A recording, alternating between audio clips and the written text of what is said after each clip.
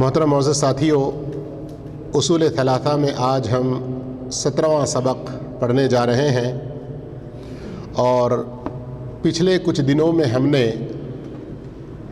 آپ کا دین کیا ہے اس سوال کے جواب میں دین اسلام کی 3 جو اہم، عربی میں ان کو مراتب الدین کہا گیا، دین کے 3 درجے، پہلا درجہ اسلام، دوسرا درجہ ایمان، تیسرا درجہ احسان، اس کے بارے میں پڑھ چکے ہیں۔ تو حدیثوں میں سے ایک حدیث ہے جسے علماء نے ام الحدیث کہا۔ کیا کہا؟ ام القرآن کیا ہے پتہ ہے آپ کو؟ ام القرآن کیا ہے؟ سورہ فاتحہ۔ سورہ فاتحہ کو قرآن کا ام القرآن کہا جاتا ہے، اور حدیثوں میں سے ایک حدیث ہے، اصل میں تو وہ مشہور ہے حدیث جبریل کے نام سے۔ کس نام سے؟ لیکن علماء اس کو ام الحدیث بھی کہتے ہیں۔ کیوں؟ یہ جو ابھی اسلام، ایمان، احسان 3 درجے کی بات ہوئی نا، ان تینوں کا ذکر اس میں ہے، اس سے بھی آگے بڑھ کر قیامت کی کچھ نشانیوں کا بھی ذکر ہے۔ اور کیوں کہا گیا اس کو ام الحدیث؟ اسی حدیث کے آخر میں ایک بات ہے اس بنیاد پر جس کو آج ہم انشاءاللہ پڑھنے والے ہیں۔ تو پوری توجہ کے ساتھ سنیں گے۔ یہ حدیث آپ کہہ سکتے ہیں ایک حوار یا ڈائلاگ، یا اردو عربی میں کہا جاتا ہے مکالمہ۔ کیا کہتے ہیں؟ یعنی پوچھ رہے ہیں جواب دے رہے ہیں، پوچھ رہے ہیں جواب دے رہے ہیں۔ سمجھ میں آئی بات؟ اس انداز میں ہے۔ تو میں درمیان میں سوال بھی کروں گا تو فٹ سے جواب دینا، اور میں تھوڑا سا سپیڈ میں چلوں گا تاکہ اس پوری حدیث کو ہم پڑھ سکیں۔ میرے ساتھ رہیں گے آپ لوگ؟ ہاں، پیچھے والے بھائی بھی تیار ہیں؟ پڑھیں حدیث کو۔ حضرت عمر بن الخطاب رضی اللہ تعالیٰ عنہ فرماتے ہیں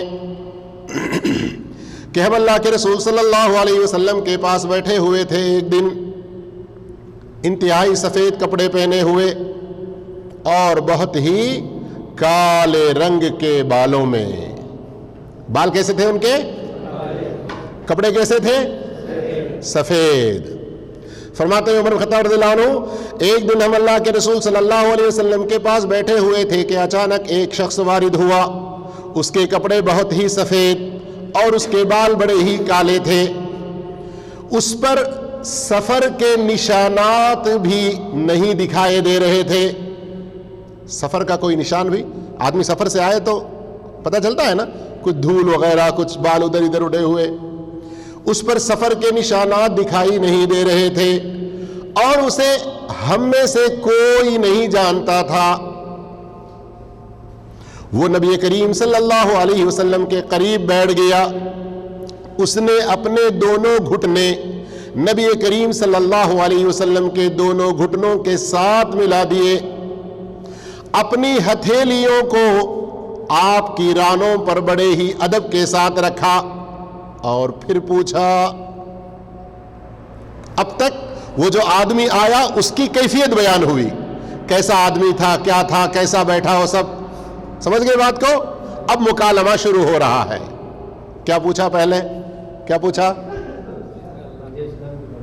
ہاں، شاباش۔ پوچھا، اے محمد صلی اللہ علیہ وسلم، مجھے اسلام کے بارے میں بتائیے۔ آپ صلی اللہ علیہ وسلم نے فرمایا، اسلام یہ ہے کہ تم اس بات کی گواہی دو نہیں ہے کوئی سچا معبود سوائے اللہ کے، اور اس بات کی گواہی بھی دو کہ محمد صلی اللہ علیہ وسلم اللہ کے سچے رسول ہیں، اور نماز قائم کرو، زکوٰۃ ادا کرو، رمضان کے روزے رکھو، اور بیت اللہ کا حج کرو۔ اس کی طاقت اگر تمہارے پاس ہو۔ کس کی طاقت؟ کعبۃ اللہ تک پہنچنے کی، حج کرنے کی طاقت ہو۔ اللہ کے رسول صلی اللہ علیہ وسلم نے یہ جواب دے دیا نا، شارٹ میں ہم کیا کہیں گے؟ اسلام کے 5 ارکان بتلا دیے۔ اب وہ جو سوال کرنے والا آیا تھا نا، وہ کہتا ہے صدقتا، آپ نے سچ کہا۔ تو صحابہ کہتے ہیں ہمیں بڑا تعجب ہوا، یہ کیسا آدمی ہے، سوال کر رہا ہے اور جواب کو صحیح بھی کہہ رہا ہے، اس کا مطلب اسے پہلے سے ہی پتا ہے۔ پھر اس شخص نے سوال کیا کہ مجھے ایمان کے بارے میں بتائیے۔ آپ صلی اللہ علیہ وسلم نے فرمایا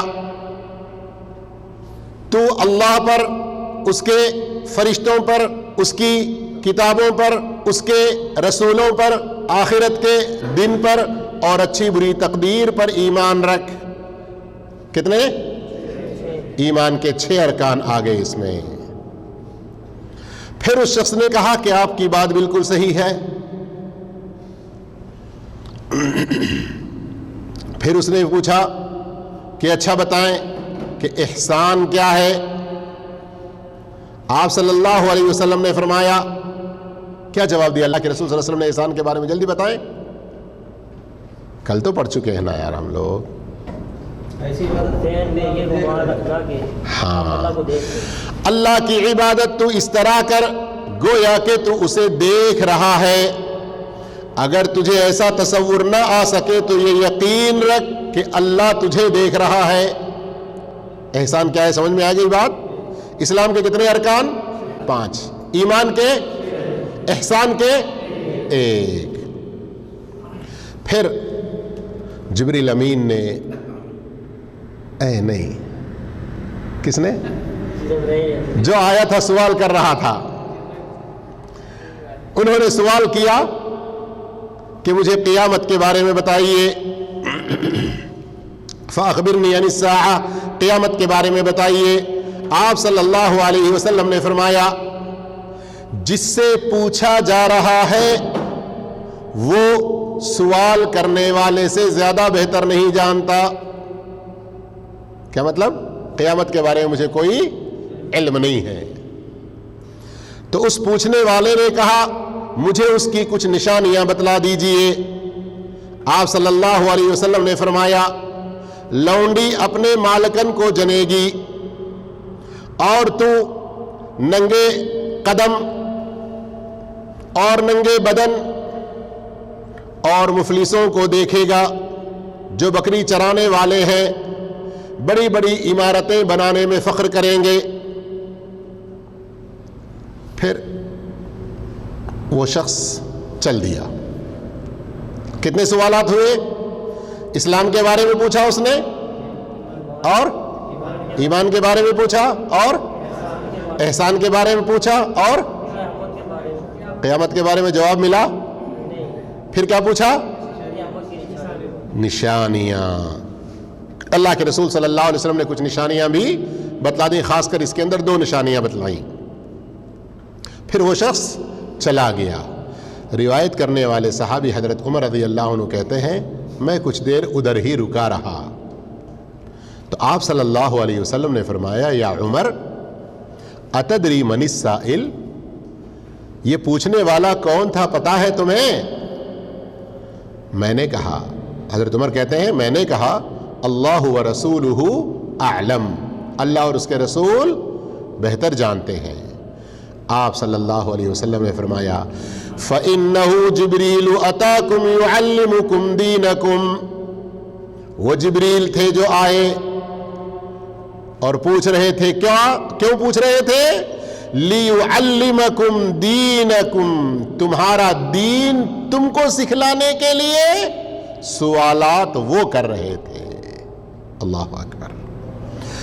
تو اب کیا پتا چلا؟ جبریل امین نے جو سوالات کیے ہیں وہ ہمارے دین کے بنیادی ایسے سوالات ہیں کہ ہم میں سے ہر ایک کو جاننا چاہیے۔ اسی بنیاد پر علماء کہتے ہیں یہ ام الحدیث ہے۔ یہ کیا ہے؟ اب حدیث کا ترجمہ تو آپ نے سن لیا، اور میں ہر جگہ پر عربی عبارت نہیں پڑھ سکا ورنہ دیر ہو جاتی، لیکن آئیے اس حدیث میں سے چند اہم فائدے کی باتیں ہم سنتے ہیں۔ اہم فائدے کی باتوں میں سے ایک بات یہ ہے، استاد اور شاگرد ان دونوں کے درمیان کا تعلق کیسا ہونا چاہیے، شاگرد کس طرح کے آداب اپنے استاد کے ساتھ اختیار کرنا چاہیے، یہ تعلیم اس میں دی گئی ہے۔ اور اس پر شیخ صالح آل شیخ اور دیگر علماء نے بہت اچھی باتیں بیان کی ہیں، تفصیلی باتیں بیان کی ہیں کہ جو استاد کے جتنا قریب بیٹھتا ہے علم حاصل کرنے میں اس کی توجہ اتنی زیادہ رہ سکتی ہے۔ اور یہ علم کی مجلس کے آداب میں سے ہے کہ ہم اپنے استاد کے بالکل قریب بیٹھنے کی کوشش کریں، ہم اپنے استاد کے بالکل قریب بیٹھنے کی کوشش کریں، اس تلاش میں نہ رہیں کہ میں دروازے کے قریب بیٹھوں گا تاکہ مجھے جلدی جانے کا موقع مل جائے۔ یہ سچے اور حقیقی علم سے محبت کرنے والے طالب علم کی دلیل نہیں ہے جو اس حدیث سے ہمیں بات معلوم ہوتی ہے۔ اس حدیث سے علماء نے ایک اور بڑا اہم مسئلہ یہ بتلایا کہ اسلام، ایمان، احسان، ان تینوں کا ذکر جب ایک جگہ ہو، ان تینوں کا ذکر جب ایک جگہ ہو تو پھر ایسی صورت میں تینوں کے اپنے الگ الگ معنی ہوں گے۔ جیسے کل بھی ہم نے دائرہ سے سمجھایا تھا، دیکھا نا آپ لوگوں نے یہاں اسکرین پر، اس میں سب سے خاص دائرہ کون سا تھا؟ ایک دم بیچ والا احسان، اس سے ذرا بڑا ایمان، اس سے ذرا بڑا اسلام۔ اس اعتبار سے ہر مسلمان محسن نہیں ہوگا، لیکن ہر محسن مومن اور مسلم ہوگا، لیکن ہر مسلم مومن اور محسن نہیں ہوگا۔ ہر مومن مسلم ہوگا لیکن محسن نہیں ہوگا۔ لیکن اگر کسی جگہ صرف اسلام کا ذکر آ جائے تو اس کے اندر ایمان و احسان بھی آ جائیں گے۔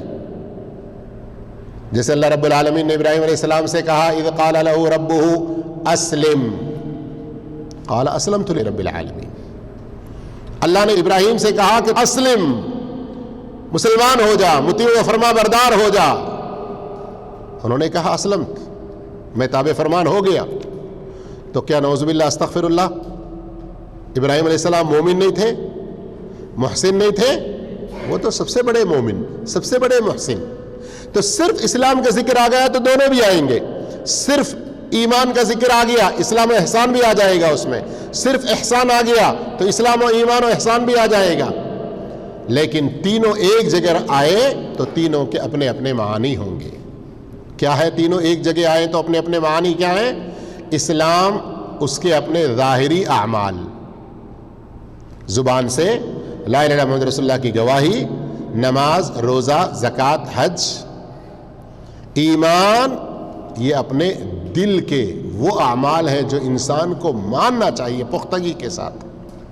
اور احسان اس سے بھی اور اونچا خاص درجہ ہے۔ اور یہاں اس بات کو اچھی طرح سے سمجھ لیں، بات آ گئی تو سمجھ لینا چاہیے۔ لفظ اسلام میں ظاہری بڑے بڑے اسلام کے اسلام کی اہم عبادتیں ہیں، ہے نا؟ لیکن یہ اہم عبادتیں جتنا پختہ ایمان کے ساتھ اور جتنے اچھے احسان و اخلاص اور اطاعت نبی میں ہوں گے اتنا ہی زیادہ اجر و ثواب ہمیں حاصل ہوگا۔ ان ظاہری اعمال کے بجا لانے میں جتنا ایمان ہمارا کمزور ہوگا، جتنا احسان، اخلاص، اتباع نبی کم ہوگا، ویسے ہی اجر و ثواب بھی گھٹ جائے گا، بلکہ نوبت یہاں تک بھی آ سکتی ہے کہ وہ عبادتیں ہمارے منہ پر ماری جائیں اور ہمیں صفر بھی ثواب نہ ملے۔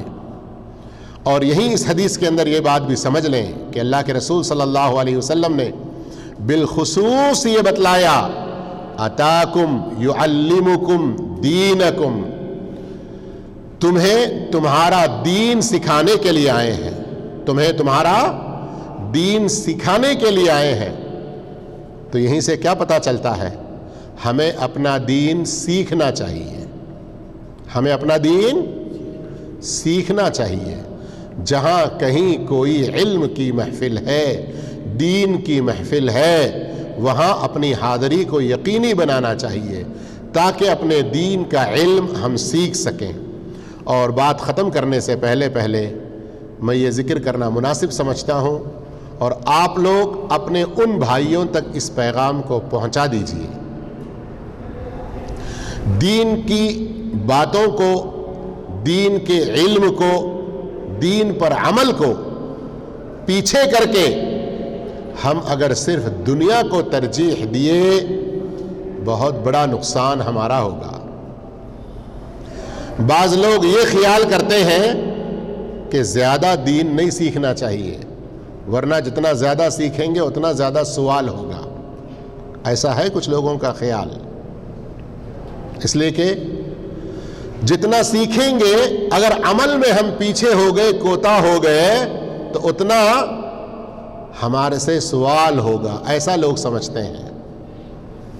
لیکن بھول جاتے ہیں سیکھنے کے موقع رہنے کے باوجود تمہاری کانوں سے آوازیں ٹکرا رہی تھیں، تمہیں بلایا جا رہا تھا، تمہیں سکھانے کے لیے آوازیں دی جا رہی تھیں، تم کو پتا تھا کہ فلاں جگہ علم بٹ رہا ہے، پھر بھی حاضر نہیں ہوئے، تو ڈنڈے مار مار کے اس وقت پوچھا جائے گا، کہا جائے گا کہ کیوں نہیں سیکھا تم نے۔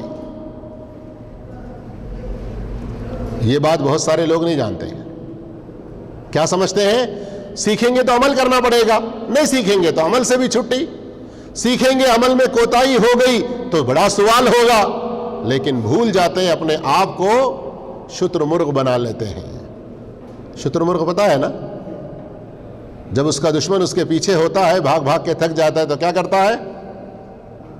سنیں کہ نہیں سنیں مثال، کہ وہ زمین میں اپنا چہرہ گاڑ لیتا ہے اور سمجھتا ہے کہ اب مجھے کوئی نہیں دیکھ رہا، حالانکہ اتنا بڑا بھاری بھرکم جسم ہے، اس کا کیوں نہیں دکھے گا؟ ٹھیک ہے اس کا چہرہ، اس کا منہ چھوٹا ہے، لیکن شتر مرغ دیکھے ہے نا، تو وہ سمجھتا ہے کہ مجھے اب کوئی نہیں دیکھ رہا ہے۔